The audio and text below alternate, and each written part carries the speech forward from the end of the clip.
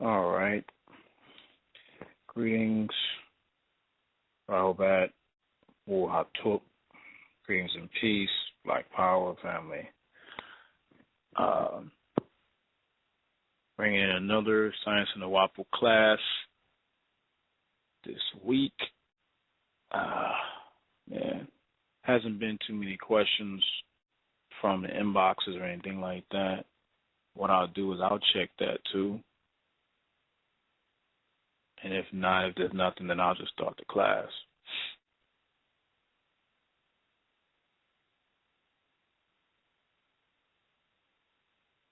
No, nothing.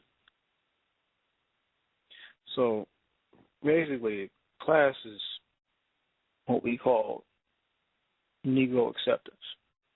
And Negro acceptance is based upon wanting to basically fit into society with whites.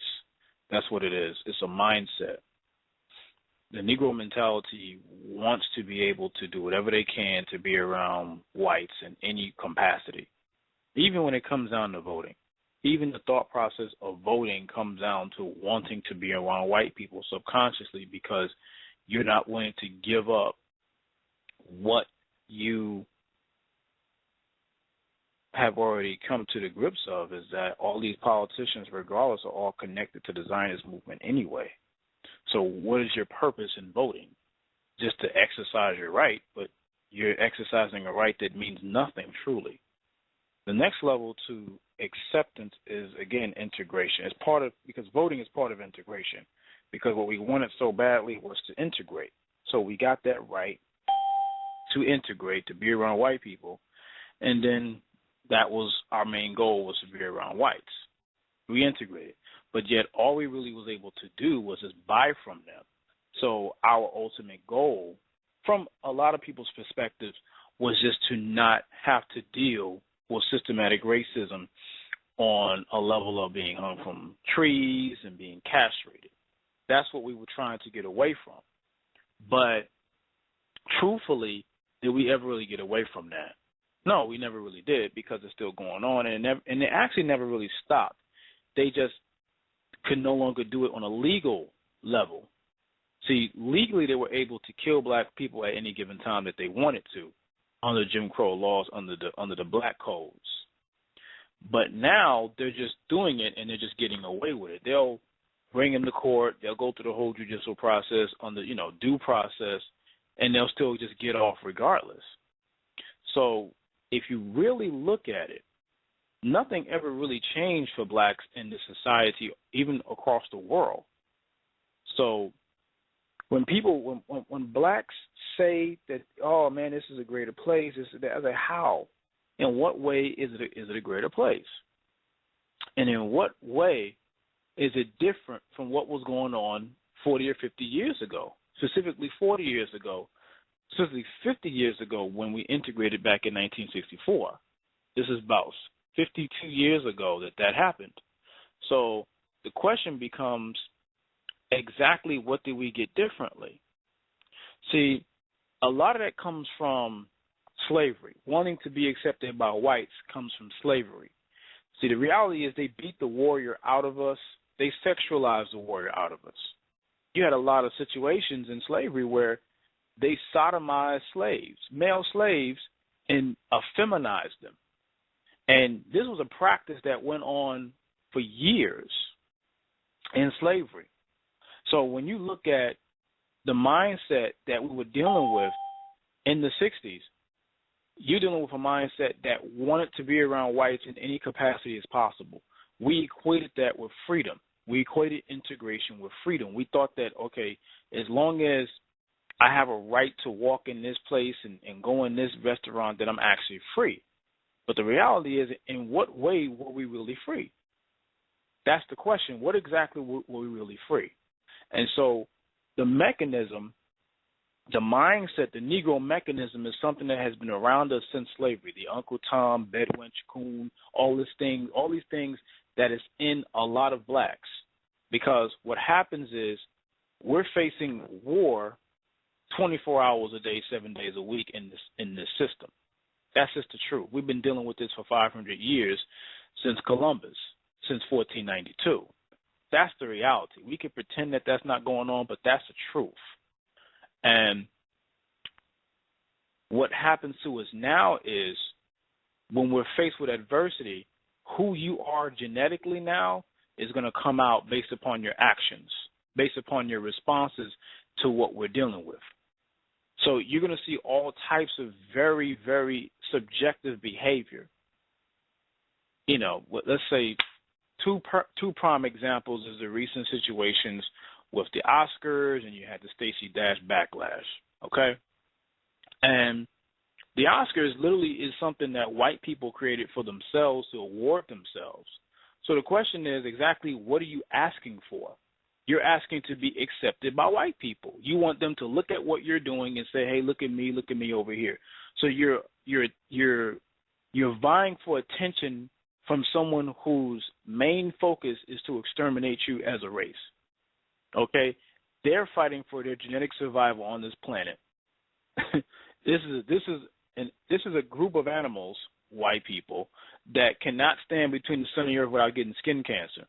Okay, number one. They can't even produce enough children in order for them to refill their own group. Since people don't want to stop saying the word race, let's say the word group. That's why they're in a minus birth rate, and it's already been predicted between the year 2040 and 53 that they will be facing they will face not so much a complete extinction, but their numbers will drop because, again, melanin, because of them being melanin deficient, the melanin that is needed to procreate in an abundance in a sperm cell is weak within whites. So with them, a lot of times when they have children, it's also due part, they can have the child, but their low sperm count does not give them the efficient amount of sperm in order for them to have more children. So they're not refilling their group enough in order to actually be a legitimate race. So then you fast forward again to these Oscars. All these things that black people have been doing for years, what that's saying is that everything that you do is for the amusement and entertainment of white people. You want them to accept what you do. Even if it doesn't make any sense at all to do that, out of everything that they've been doing to you, you still want them to look at what you're doing. Why is it that important that white people see you? Why does it matter? Because the Negro inside of you still wants to be accepted by whites. Bottom line. That's what it comes down to. People may not like that statement, but that's the reality. So then you take another side, and you got Stacey Dash, who will say things like, okay, we don't need a Black History Month, we don't need no BET, that's racist, we can't talk about, we want to be around white people and integrate, but then we want our own separate thing. And what's funny is that this same person as BET showed that you've been on so much stuff that is exclusively black, from music videos, all types of things, that the moment it's time for you to be accepted by white people, you jump at the chance. And she's doing all these statements and things that she's saying, all these statements and all these awkward things that she's saying right now because of a book deal that she's trying to get. So at the end of the day, she's cooning for money. You know, it's a performance. To degrade and disrespect yourself in front of white people is something that we've been doing and we've grown accustomed to do since slavery. We've been doing things like that for years. This isn't something new. This is something we've been doing for a very long time. So a lot of the actions that we think are like, oh, my God, why did she do this? Why? The coon has not been exhausted from black people, or from the Negro, excuse me. The bedwench has not been exhausted from black people. The Uncle Tom has never went away. There's so many of these different mechanisms and mindsets in our minds, in a lot of our people, that they come out in adverse moments, rather than saying, you know what, they didn't recognize us. I tell you what, let's just make our own. It's just time to start making our own. Bottom line, that's it. Rather than think on that level, we're thinking on a level of, we want this award to show that white people have accepted us at the end of the day. Not remembering that even when the sister won the Oscar for Gone with the Wind, she had to go through the back door to get her award. So at the end of the day, what exactly are you really asking for? What do you really want? It comes down to acceptance. You understand? And until we get to a point where we stop wanting to be accepted by white people, we're going to keep going through the same problems consistently. It's a mindset. Understand that's a mindset. There's just too many of us that run around claiming that we're, even in terms of the Black Power movement and this and that, or just consciousness to a degree. Again, going back on voting, what exactly is your goal in voting?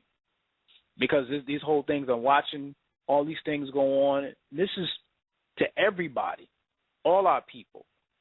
Because part of it is, if I can say that I got this white man in through the popular vote as a black person, then I can say that I participated in the system of the beast. Doesn't necessarily mean that that person is going to do anything for me at this point, because people are rooting for Bernie Sanders to be somewhat like a savior to black people. Black people, at the end of the day, have never gotten over that savior complex since slavery. We want someone to save us from our oppression, rather than actually just saying, you know what, we got to save ourselves. We have our own children to worry about. We have our own issues to deal with. Rather than take it to that level, we want other people to, again, accept us. We want to keep believing that it didn't even matter, even if it was Obama. It came down to someone else telling you that, okay, you vote for me, this is what's going to happen for you. And at the end of the day, he gets in office and you get nothing. If you're really a God inside of yourself, you would give up waiting on anyone else to do anything for you. You would do for self, if that really was a part of you. But you have to realize the Negro mechanism takes a long time to exhaust out of us. Again, this is a mechanism inside of our minds that has been around since slavery. So the dependency factor on white people, that's why I say take it back to the 60s, from the 40s to the 60s. Again, Black Wall Street was not destroyed just from the bombs. Again, people don't understand something. They rebuilt Black Wall Street a couple of years later.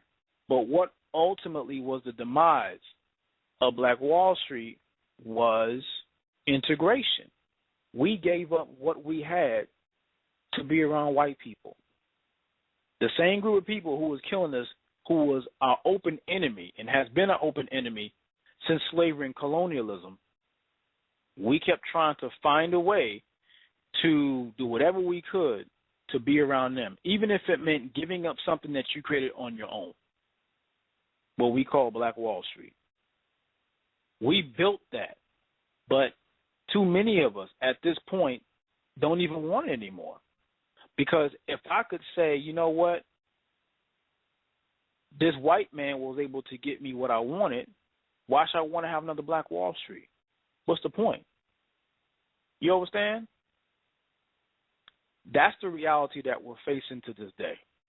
So a lot of actions that we see from black folks should not surprise us, because, again, you have to get rid of the slave inside of you that's genetically inside of you now.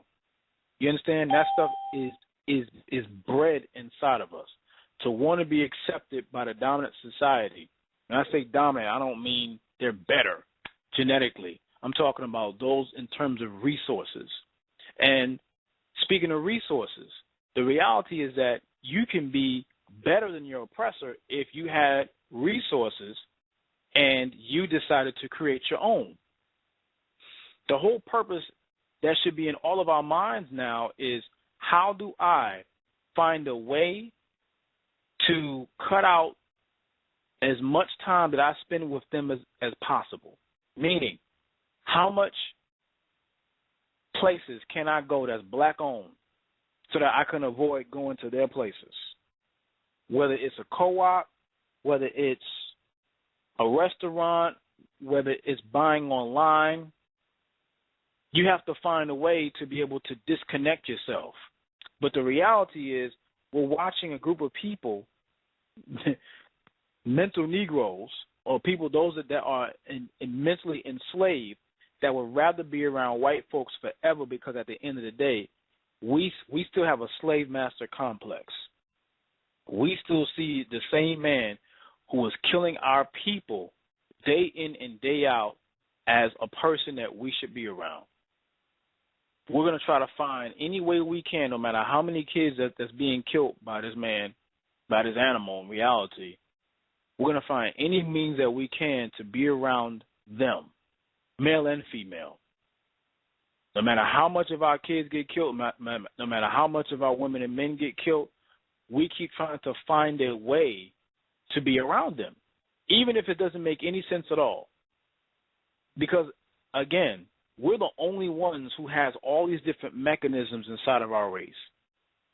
No other race has mechanisms where you got, let's say, for example, in the Asian culture, you don't have little subcultures where they defame and disrespect themselves. You don't have in the Indian culture where they have a little subculture where they defame and disrespect themselves and coon it out.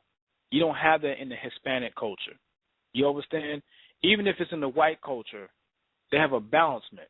Whereas with black people, when we spot certain actions, we tend to co-sign it because it can be a family member. Remember, everybody's not going to wake up to what's going on right now. You understand?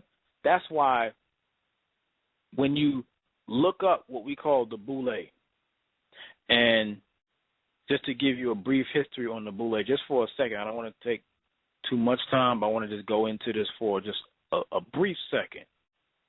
Just a brief second.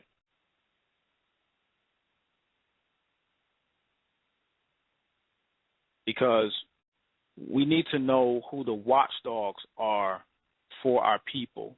That's, when I say for, I'm saying those that continue to oppress us in this society. Because you have blacks just as well as whites that are oppressing us. That's why I say the Negro and the coon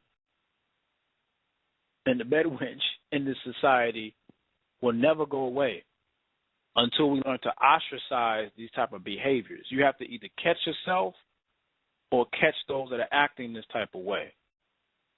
And you can go online and look up Sigma Pi Phi, was what we call the Boule Society. Some of the members include Bill Cosby. Some of them include Jesse Jackson. They also include Al Sharpton. They also include the brother that used to own BET, Brother Johnson, W.B. Du Bois, Carter G. Woodson, all these type of people. And these were known as the black elites, the black elitists that were designed and put together by whites, specifically by whites, in order to keep the black population suppressed as long as they possibly could. You understand? That's why whenever a civil unrest would happen, you will see a Jesse Jackson or Al Sharpton come out and will tell everybody to go back home and go vote, because they want you to constantly have an allegiance to the Zionist movement. You know, with the Bill Cosby situation that went on right now, I told someone, I said, he's doing exactly what he's supposed to do, meaning that when he was going out and disrespecting black people and, you know, calling them, you know, pull your pants up, or you need to stop stealing Coca-Cola and stop doing this and talk right, and maybe they wouldn't do this to you. He was mouthing off all that Boule Sigma Pi Phi jargon,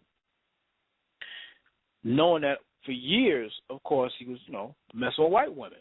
You know, he never said he raped them, and there's no deposition to say that he raped them, but he did by the drugs that he shared with them. this is a secret that they knew. And when he got out of pocket, they meaning the actual Zionists, the ones that are over Sigma Pi Phi, when he went against the grain and tried to buy one of their networks, NBC, they decided to let the cat out of the bag on him. That's the reality. These are the Negroes that continue to actually run the black community. You understand? And the black middle class looks up to them because in their mind, this at some point is going to be me. I'm going to be able to be part of the black elite. That's why you have certain people in certain positions, all of them, black politicians, all of them are still connected to Sigma Pi Phi in some form because they have an allegiance to the Zionist movement. They have no allegiance to black folks in no way, shape, or form. So at this point, what black people have to understand is you have to look up Sigma Pi Phi and know that you're being watched. Any form. They had to create this in order to do, just like, for example, the NAACP was created by two Jews and W.E.B. Du Bois.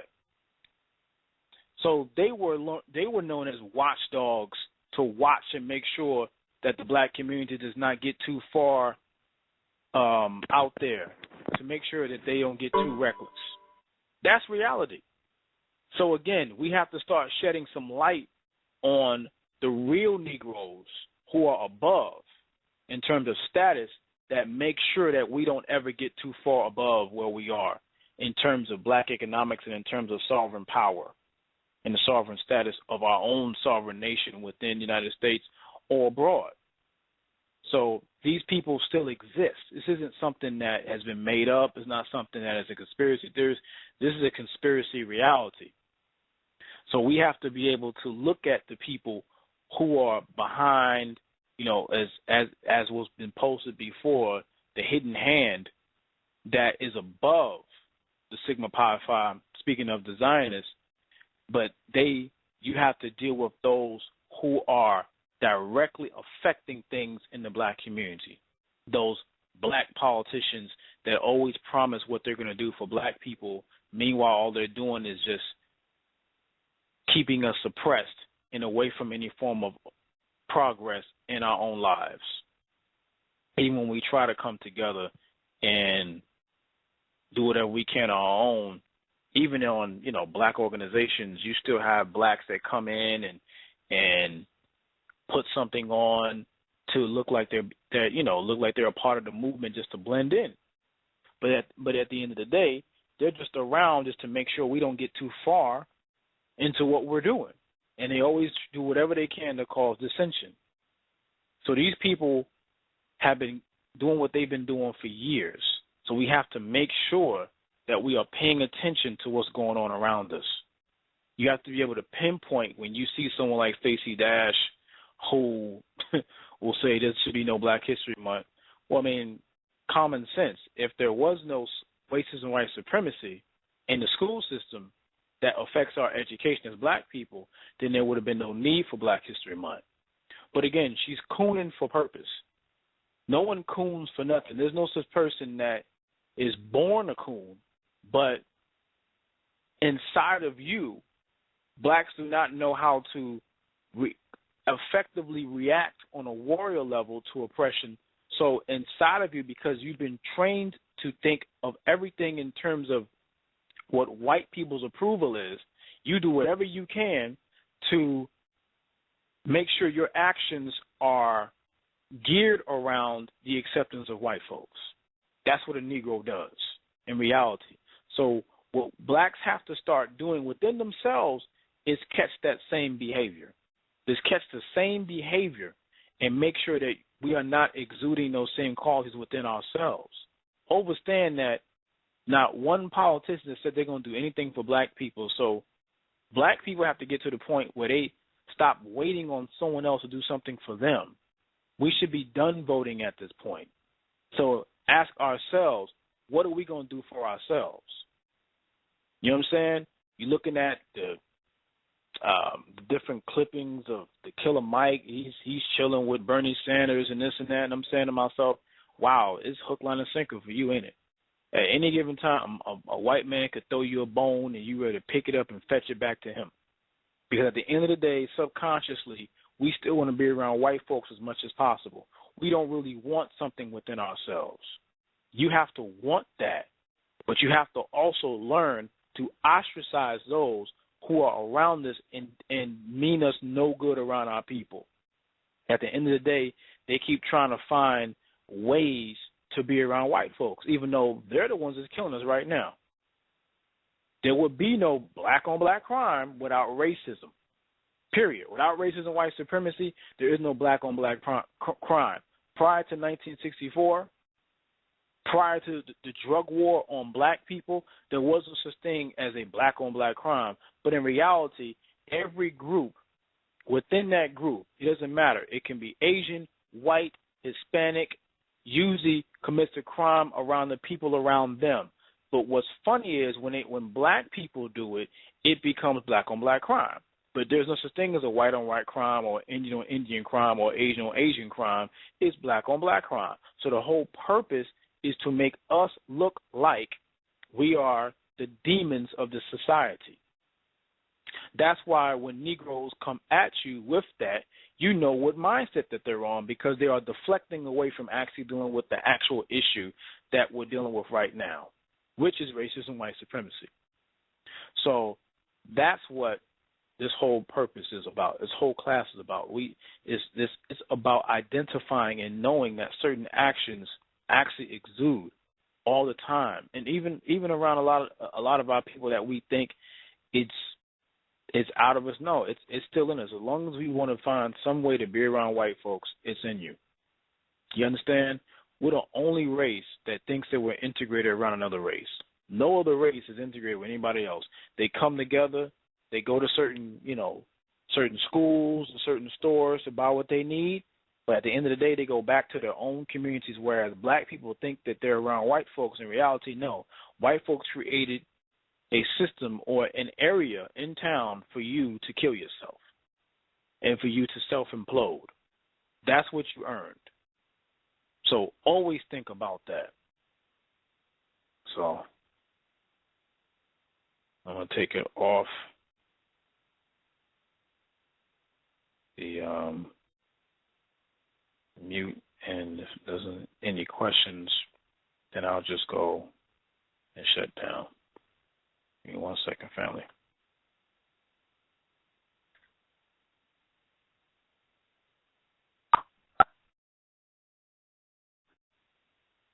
Anyone have any questions before we shut down tonight? Yes, sir. I do have a question. Mm-hmm.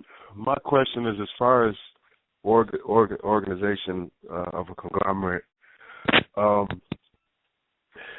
mean that's a tough deal, and I'm just wondering what you think, as an opinion, would be the first step to that, because pretty much anywhere of organization, we still are linked in to their system, wherever we have to organize or collaborate, and I'm just wondering what the first step to freedom in that would be.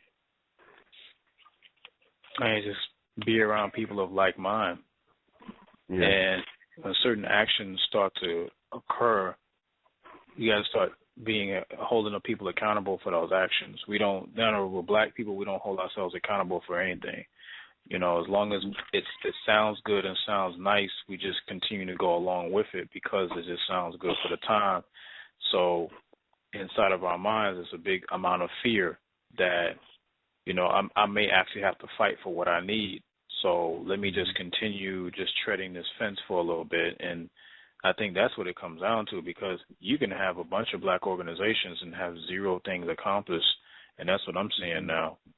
So it comes down to being around people with the same like mind, who wants to get the same ideas accomplished, same goals. It doesn't matter what organization they're a part of. As long as we have the same goals in mind, then it's about work. If it's not there, then it's just not there, and we have to move on and find those who are on that same playing field. Right. Okay. Yes, brother, I have a question. Yeah. Okay, my question is dealing with the Rex 84 plan as far as it might happen or might not happen, but what should our people do in a situation like that? What should we do in a situation like that? If that was to ever occur, with them putting black people in concentration camps and martial law and whatnot, what do we do, and what do we do to prepare for that? We need to start arming ourselves first off, Right. and we need to start coming together on a real level. I think most of our lectures just need to be about basically martial law. I mean, it's a real preparing. situation. Preparing for that. Yeah. They have FEMA camps already set up. They're not. It's not like it's a hoax. This is a reality. So right. Then it comes down to creating like land where when it's time to go, where there is, because Rex 84, that's a United States thing, but we need to find a way where we can get to an area where it's not occupied by martial law as well. Right. Okay. Yeah. That's the first thing I've thought about is arming, making sure we're prepared for anything that can come about. I mean, but the way it is as far as arming yourself, they've made it so difficult for a black person to even arm themselves. And I believe the whole martial law thing is already in progress because the prison system I believe is that with the militarized police force. Yeah. Right. Yeah, but it's still not too late to arm yourselves and teach your children how to use a weapon. Yeah. We have to learn. All of our family, everyone in our family, need to learn how to use a weapon. I learned how to use a weapon when I was in the military. I was in the Army years ago, and I'm glad I learned how to use a weapon. I learned how to use a machine gun, M16, and grenade. Yeah.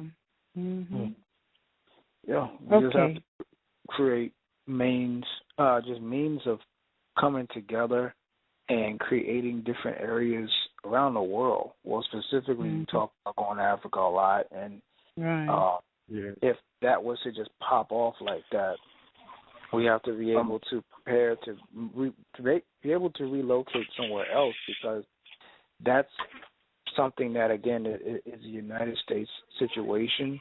Now, I think what we do need to do, again, is very important, like she said, to arm ourselves and be able to go into places such as like gun shows as much as possible. That's right. And I mean, even if we don't buy a gun, the whole purpose of it is to just watch white people, because the majority of the population at these gun shows are white people. Yeah, That's true. That is true. Yeah, you see them bring their families, their children, and they take their children out in the woods and show them how to use the weapons, the rifles and guns. So if they can do that, why can't we do that too? Without feeling. No one's saying that. I agree. I agree with that. I still think we also have to get financial freedom too, because that's the thing.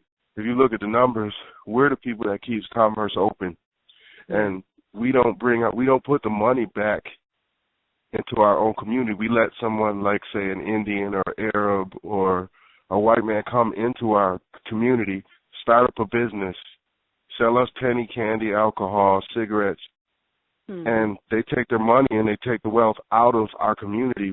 I think as far as doing things like buying mass amounts of weaponry, we have to be financially secure, because it's not going to come with working a 9 to 5. It's financial freedom is, because if we try to arm ourselves, we will lose. I mean, because it's military-style police force, and they will come with their bulletproof Hummers, and we will lose.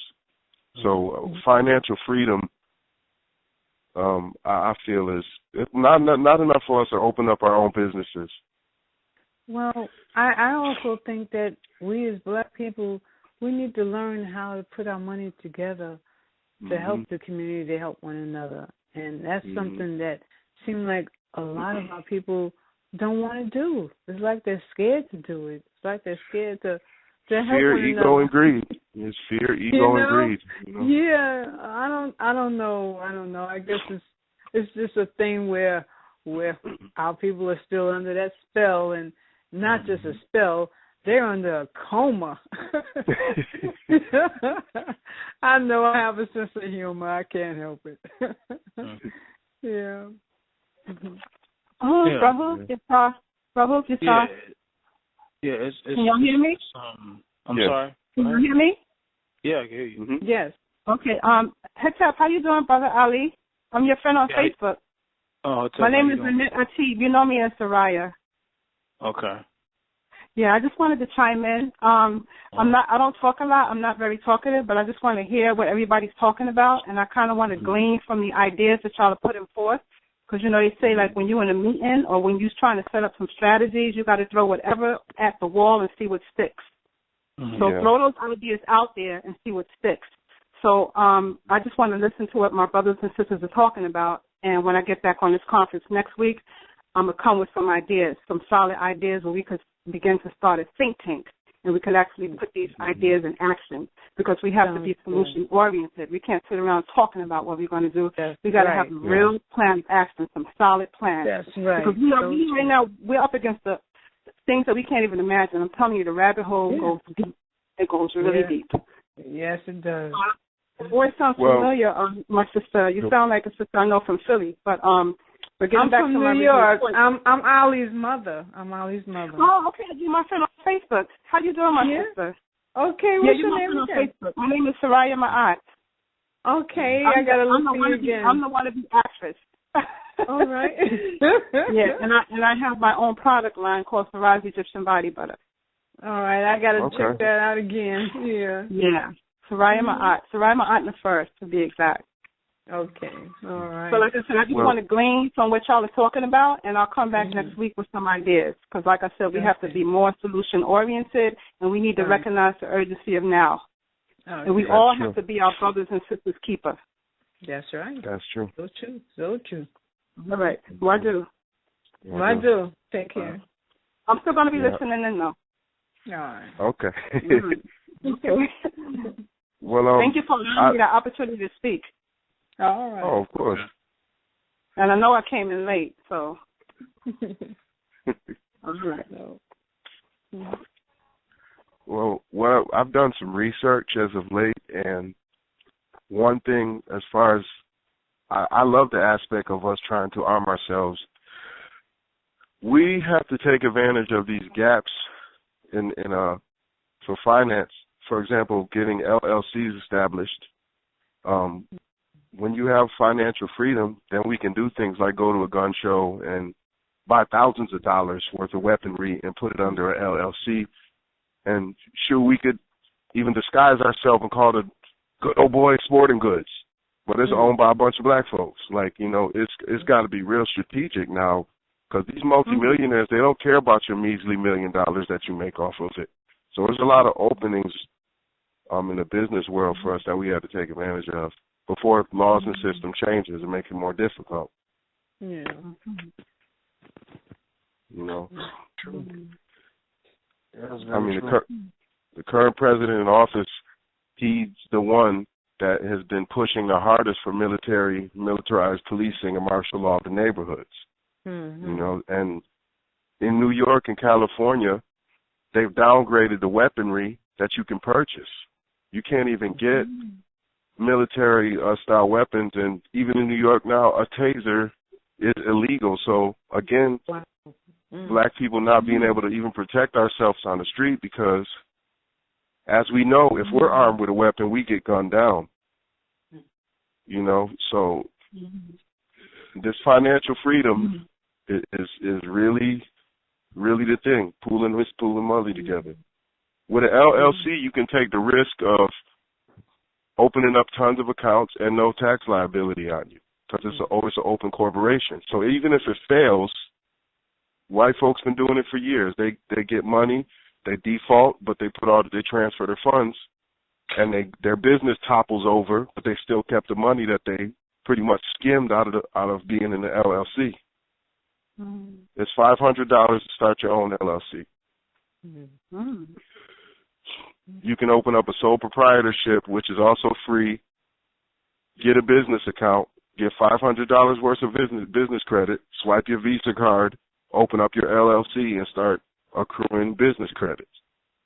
Okay. So, thank you for raising my awareness. Yes, thank you. Thank you very much. This is something I just really learned. Just to go back to what the question that was asked earlier about Rex 84, no group is penetrated militarily that has their own economics together. Bottom line. That's true. That is true. So, like, if you look, how do we solve that problem? Okay, if I go into any hood, since we want to use the word hood, you have most businesses are occupied by foreigners, even Africans, occupied by foreigners. So what happens is the people that have businesses that are running in your community are people who don't put in your community. So the community is still poor. They're just coming in and raping resources, the resources meaning the money from the people. For example, again, there's no such thing as a threat of Rex 84 in Chinatown. Even though it does exist, they can have a Asian uprising, and Rex 84 could do the same thing to them. But the problem is that they are for and by each other, so they have everything that they need. So economically, they can always go to another group of Asians on the other side of the world that can help them militarily. Exactly. So with black people in America, mentally, as my mom said, they're asleep. So what happens is that they see themselves separate from everybody else in the world. A solution, as the sister was saying, is we have to connect with other people that is African in another country on the continent that is willing to connect us with some type of protection. So that America, you mean like a consulate, like the international consulate is what? Like I'm. Well, a consulate that way, or? A consulate, but an army where that the government doesn't immediately see us as sitting ducks, because the reality is that we're not connected to anybody. Like, for example, we don't overstand something. It's something that Booker T. Coleman said in Hidden Colors 3. He said, "Friends, allies, and enemies." See, we see ourselves as the enemies, but we see white people as our friends, and that's it. We see them as friends, and we see us as our enemies. We don't have allies. For example, to go even further, you might be a part of a black organization that could just be on the fringe, but then you have another organization that has everything together. But yet you might have ideas that the ones that's already established might need. You have to come together to create an allied group against a situation. Whereas black people, what they do is they come together and they just have a separate organization over here, and they're separate from everybody else, so therefore they can easily be penetrated by anybody because they're separated. What the solution to everything is this. If you drop the label, then you're just dealing with each other who look like you. Then you'll be able to be accountable for everybody else, not just in America, but on the other side abroad. Because, again, you have people in South Korea. The people in South Korea would have no problem actually allying with Ghana if something were to have happened to Ghana, because the reality is that America still has a lot of stake in Ghana, and they still have an enemy that is South Korea. So if something were to happen to Ghana, those of South Korea, they may not like Ghana like that, but at the end of the day, they have no problem allying with them against America. See, that's the problem that we're not. That's the problem that we have, because we don't look at the bigger picture. We see ourselves as just the people here wherever we are, and we don't have anybody else to cling to. Perfect example. Another example, historical fact, that during the time of Black Wall Street, you had people in other parts of the world, after we were bombed, were willing to connect with us on the other side, on a military level. But because of our mindset, we saw ourselves as just Americans, as just black Americans trying to make our way in American society, so that connection has been broken. So all we have to do is learn how to start allying with other groups of Africans that has an army, because blacks don't have an army. Mm-hmm. We rely on their army, even though they're the ones that's oppressing us, to be an army for us, but they're not. Exactly. They're an army for white people. So we got to be able to, just to bring this home, we have to be able to connect on an allied level with Africans, even if it's in Brazil, even if it's just in Jamaica, that has their own army. So if something were to happen, we can either go somewhere to be protected or get protection where we are from our own allies. Right. Yeah. Sounds about right there. Yeah. Mm-hmm. Oh, yeah. So the question is, how do we do that? We have to start making connections to Ghana. I would say communication. Communication is key. Traveling. We have to start traveling in groups over to, even if it's just, first of all, because the main people who are talking about forming a group, a united group or united front with black people is Ghana. A lot of blacks are going over to Ghana. I know this. There's a brother that has a business that had if I can remember, he had a homeschool situation that he had set up for years. Then he ended up moving to Ghana, and he ended up setting up a business in Ghana. Now, after he was able to do that, he was able to create a family in Ghana and also create allies in Ghana. See, we have to be, when we go over to the continent, we have to be able to bring something other than just our butts to sit somewhere and just be around people. We have to be able to get to work. Getting to work meaning start talking to people on a diplomatic level. How can we help you? Not how can I come here and just say I went to Africa. So it's about going to places with purpose in groups, not just, because a lot of blacks, when they come into consciousness, the first thing they want to do is go to Egypt, which is cool for study purposes to get primary sources for your information, but you also want to go places where people look like you and create relationships with other groups of people. So that's a way to do it. Right. But like Leo asked earlier, it's about finding people who are serious. A lot of people are not serious. A lot of people will spend all this time arguing and debating about trivial stuff and nothing gets done. That's the thing, is that we're not very serious.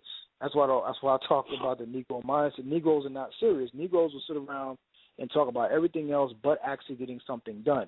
When you start talking about, okay, what is the solution to what you just said?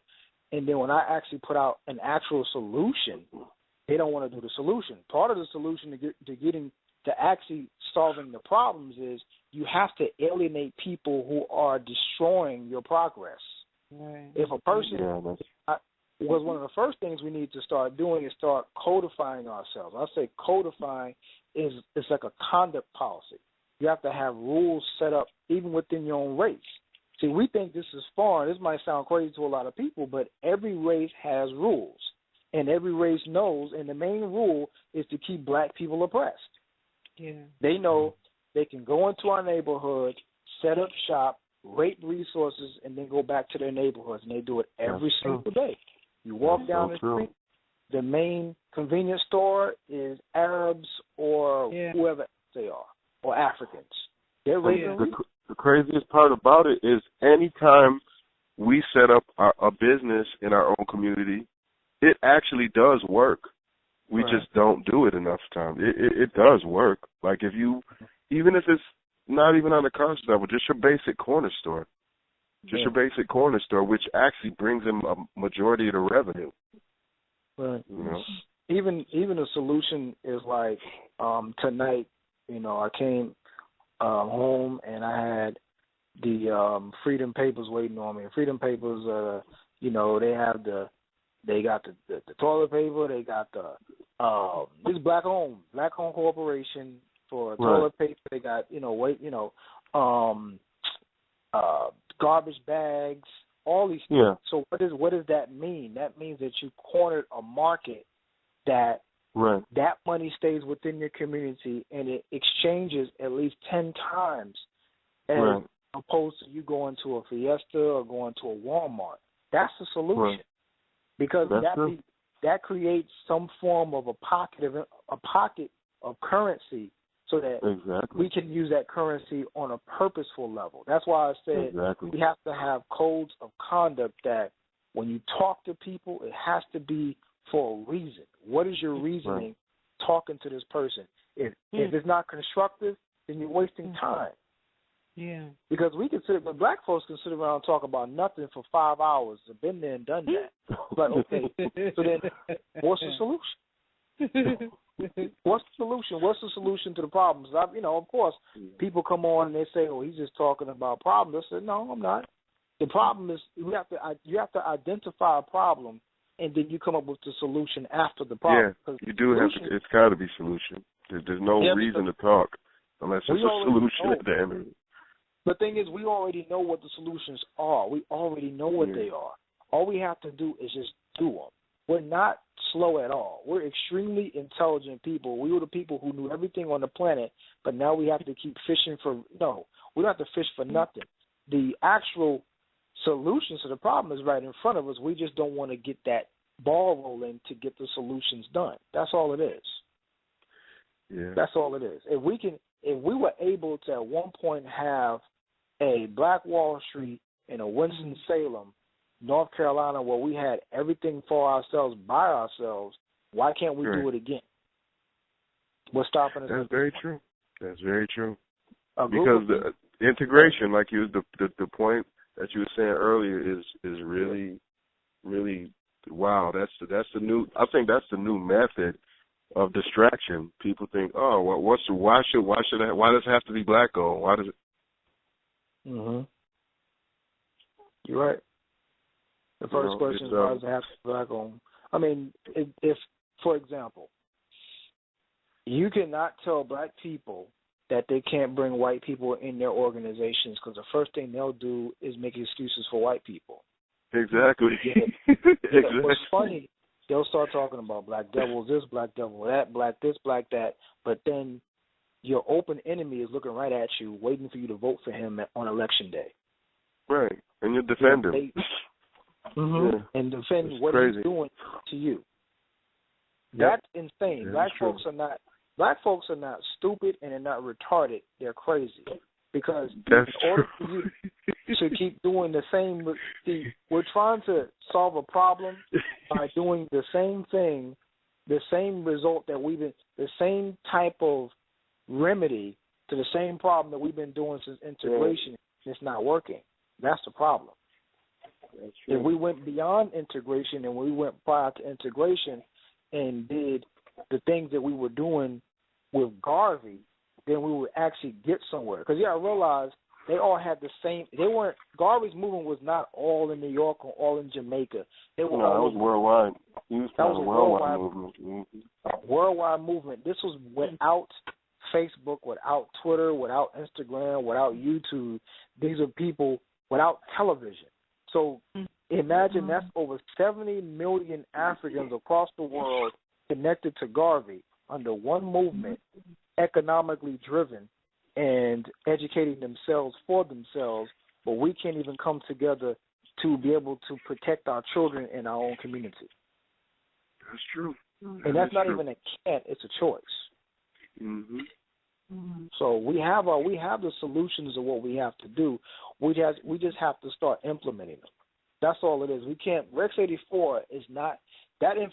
Readiness Exercise 84 is you need to know it exists, but then it's time to start implementing the solutions to that problem. Because again, martial law is real, but it's not meant for you to say, okay, well, I might as well go somewhere and just blow my brains out. No, it's not. It's not about that. It's about creating a system to where they don't even think about coming at you. Right. That's the whole point. Right. Okay. You know. I see. Well, I'm sorry. I know I said I wasn't going to talk that much, but I heard brother say something about how Africans come here and did he say that they drain the resources or they don't put the money back in the community? Is that what you were saying, my brother? Yes. Mhm.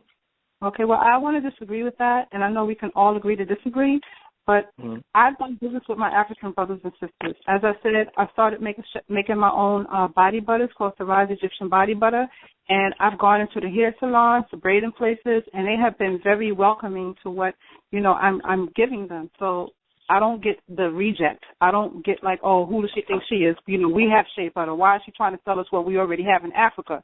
So they have received me, and I'm embracing my brothers and sisters right here in America because if we can't do that now, how are we going to do that when we get to Africa? How are we going to do business? How are we going to set up, trade and things of that nature? Mm-hmm. We have to do it right now. They're putting their resources into the community just as we are. We spend more money than any other group in this whole entire world. Like we spend billions of dollars in this economy. They do the same thing, but what they do is they send their money back to Africa to their families, okay? So they're under the same repressive government and the same repressive system as we are. We're all in the same boat, okay?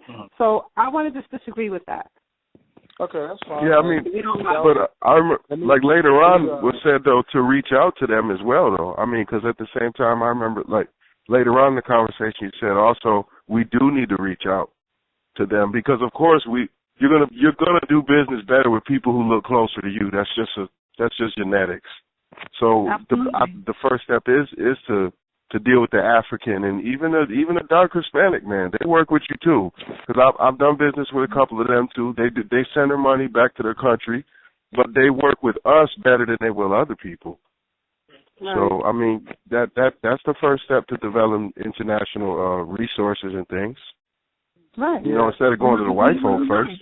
Let me start with where we are. Response to the sister, if I may. Mm-hmm. The reality is that she's like one out of a lot of people that they don't connect with. This is just from my experience.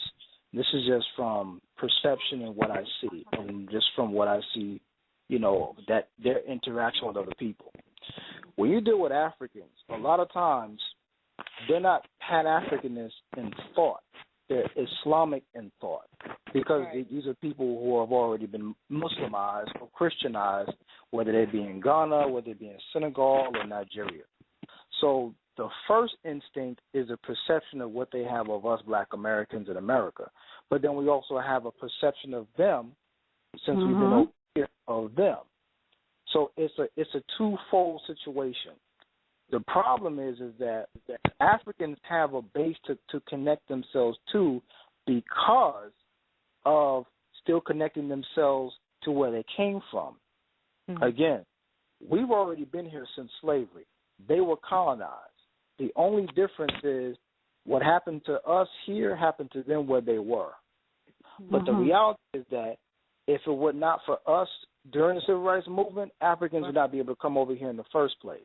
That's right. They seem to forget that because when you go into, that's why it's like with a lot of Africans, there's a big cultural separation. When you have, for example, whatever religion that you're in, just hear me out for a second. Whatever religion that you're in, you tend to take on the perception of that religion. If you look at every religion that we've had in this world, they tend to have a certain perception of the person who's not of that religion.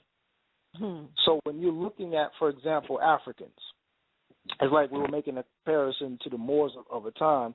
People keep asking, what did the Moors call themselves? They were Muslims. They called themselves Muslims. If you did not convert to what they wanted you to convert, I'm talking about the historical Moors, they were going to cut your head off. That's the same thing as the Spanish Inquisition, all these things. If you were not going to be a Christian, they were going to cut your head off. So a lot of the Africans that we have here are religious people mindedly. The problem is when you make a connection to them, the sister's made a connection to them because she has a business of her own. The perception of us from Africans is that we're shiftless Negroes. So they carry the white supremacist mindset inside of them. They pretend they don't, but they do. So what has to happen is there has to be a connection more often than just one person. Because one person can say, well, they don't do that to me. I'm like, but I see what they do and what they've been doing for a very long time. Again, had it not been for us, they would not be allowed to come in this country. You know, so that's what we have to start doing, is we have to start looking at those at this point who see us the same way white people do. Every African is not going to connect themselves to us. That's what just like every black person is not going to want to get things done. They're going to do whatever they can to protect the slave master. But we can do whatever we can to connect with whatever African we can that's already here.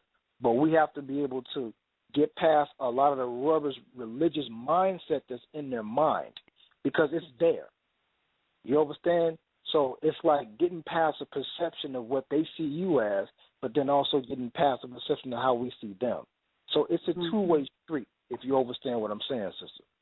I do. Absolutely. You know, so that's why the solution to this is that's why if you look up Big New Brzezinski, the person who actually worked with Nixon at a time, he wanted to create a system where there will always be a disconnect between black Americans and Africans in the continent, or even Africans who come from the continent and come to America. Because if you create a conglomerate African system, then what happens is that the black Americans here actually have somewhere to go in case something gets too bad over there.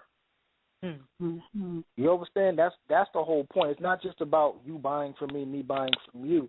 It's about saying, well, look, bro, didn't they come to your area and they took and raped your women and took and raped your children and took your resources and diamonds but gave you a Bible and a Quran? It's the same thing to you. So how different are me and you from each other? We look like people from Ghana. Some of us look like people from Nigeria. Some of us look like people from Senegal. We're very much mixed people at this point now, but a lot of us look just like the people over there. All we have to do is stop looking from a perceptive mindset of what the media has of ourselves and start taking into action, just saying, hey, look, you know, go into the areas and just talk to them and speak to them, because they're threatened by us because of what they think we are. All we have to do is just come with the same African merchant mindset that's in us to them as well, just like the sisters already started doing. Yeah, they do treat us differently. I notice from dealing with them as being a merchant myself and having customers over the years, I dealt with an African today, and I didn't ask him where he was from, but he came to me in a negative way because he tried to get me to sell my merchandise lower than I would sell to my regular customers. And it really kind of disappointed me in him. And I said, well, I don't think I want to do business with him anymore, you know, because he wanted me to lower my prices just for him. You know, and even though I don't know if he was lying or what, but he was telling me that the people who gave him my number, they told him a different price than what I was selling it for. And I said, wow. I said, I don't know who told you that, but I'm not selling at that price. You know? Yeah. You know, what do you sell, if you don't mind me asking? What do you actually sell? I've been selling body oils. I've been making my own instant scented lotions, you know, products that are good for our skin, natural soaps and natural lotions. I've been doing that for 12 years now. You know, you have a page on the internet? You have a website? No, I don't, but I can give you my email and my telephone number. You know, okay, that sounds great. Yeah, it's something I enjoy doing, and I enjoy making my customers happy because. Well, you got to put your energy where your passion is, you know.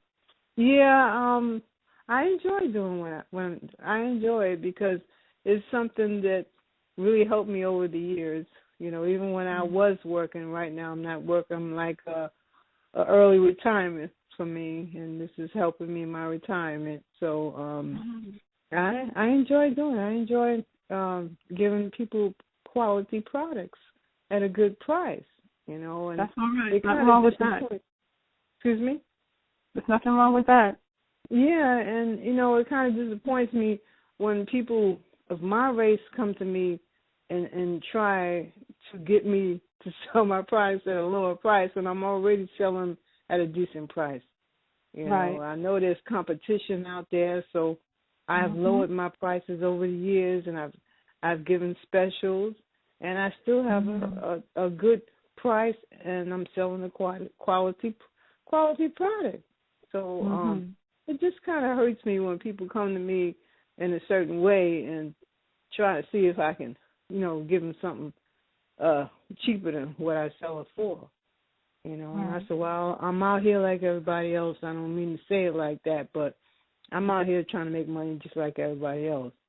Okay, so don't take advantage of me. Yeah, really. You know. Yeah. Just want to give a public announcement to everybody that's on here that Pure Alkaline Water is a black-owned alkaline water company. So if you put in Pure Alkaline Water online, just put in Pure Alkaline Water black-owned, and you get a certain amount in bulk. I think they have one like in large bulk for $90, but they find, you know, they sell them in small cases too. But this is black-owned, so this is another black market that's cornered into black hands. So where are you located? Where are you based at? No, this is I'm just telling you about a website, Pure Alkaline Water. This is a black-owned. Okay. Yeah, this is, you know. When they'll ship anywhere. They'll ship anywhere. Yeah, they'll ship anywhere. Okay. All right. Yeah, that's got it. Yeah, that's another market that can be cornered. That's why I said one start to creating means of cornering is, or just solutions, is you corner the markets that you spend most with whites or with everybody else. Right. You know, that's a solution, so that you look back and you think how much you haven't or you didn't have to spend because you put it within your own pocket. And it keeps circulating. But if it's not being supported and it falls, then we have to keep going back to our oppressors for our situation. We can't keep doing that all the time. Yeah, because I actually had someone come to my house and deliver alkaline water. This brother from the temple, and but that was a while ago, so I lost touch with him. I had his contacts and everything, so he would deliver water. I would pay him like $20 for a couple of gallons, but it's been a while, so I'll definitely take this website down. That's Pure Alkaline. Pure Alkaline Water.